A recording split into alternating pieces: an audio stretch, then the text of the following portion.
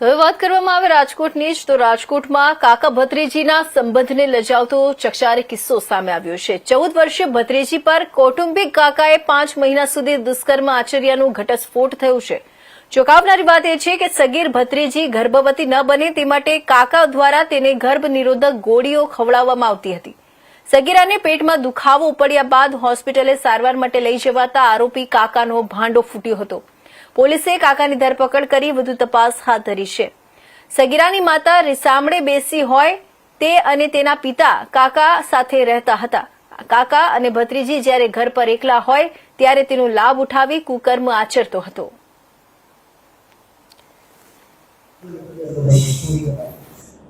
B division police station વિસ્તારમાં નરસિંહનગર મંછાનગરમાંથી એક અમને દુષ્કર્મની ફરિયાદ આવી હતી, જેની અંદર જે ફરિયાદી છે એ મૂળ ઉજ્જૈનના અને મધ્યપ્રદેશના રહેવાસી છે અને તે લોકો ઘણા સમયથી રાજકોટ શહેરમાં રહે છે।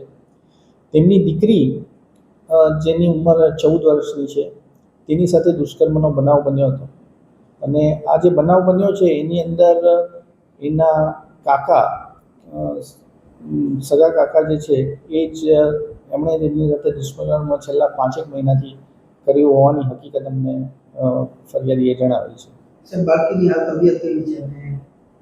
બાળકીની હાલ તબિયત સારી છે અને જે ફરિયાદ નોંધાઈ હતી તે દિવસે એના આગલા દિવસે એના પેટમાં દુખાવો થતો હતો। જે પેટમાં દુખાવો થતો હતો એના કારણે જ તેના પિતાએ પૂછ્યું હતું કે આ શું કામ પેટમાં દુખાવો થાય છે, ત્યારે તેની પાસેથી ગોળીઓ મળી આવેલી હતી, જે ગોળીઓ ગર્ભ ન રહે તે માટેની હતી। આ ગોળીઓ એના કાકા પોતાને આપતા હતા છેલ્લા થોડા સમયથી, એવી હકીકત એણે જાહેર કરેલી અને ત્યારબાદ વધુ પૂછપરછ કરતા દીકરીએ પોતે જાહેર કરેલું કે તેના કાકાએ આ રીતે એમની સાથે અવારનવાર સંપર્ક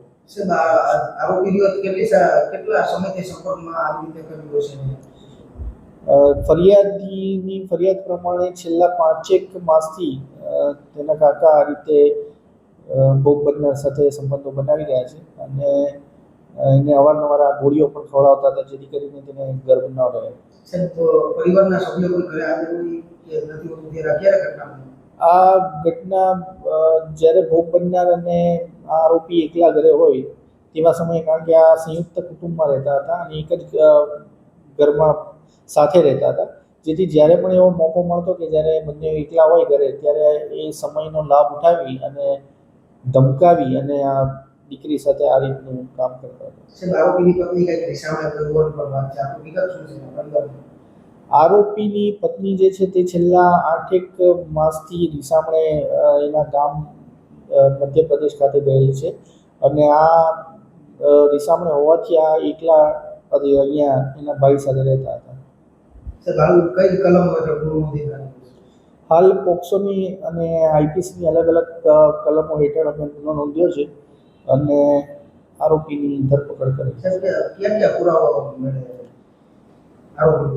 આરોપીના અમે કપડાં કબજે કર્યા છે, તેના એ સિવાય જે જગ્યા પર આ બનાવ બન્યો છે તે બનાવવાળી જગ્યા પરથી પણ મહત્ત્વના પુરાવા એકત્ર કર્યા છે, તેમજ એફએસએલના અધિકારીઓ અને ક્રાઇમના જે એક્સપર્ટ અધિકારીઓ છે તેને સાથે રાખીને જે પણ મહત્ત્વના પુરાવા ત્યાંથી મળ્યા છે તે પણ અમે લીધા છે। એ ઉપરાંત આગલા દિવસે જ્યારે ભોગ બનનારના પિતાએ પૂછવા માટે કે આ ખરેખર દવાઓ તમે પીવડાવતા હતા કે કેમ, એવું મેસેજ કર્યો હતો, તો એ વોટ્સઅપ મેસેજ અને એ તમામ ચેટિંગ જે છે ફરિયાદી અને આરોપી વચ્ચે થયેલી તે રિકવર કરવા માટે અમે તેમનો મોબાઈલ પણ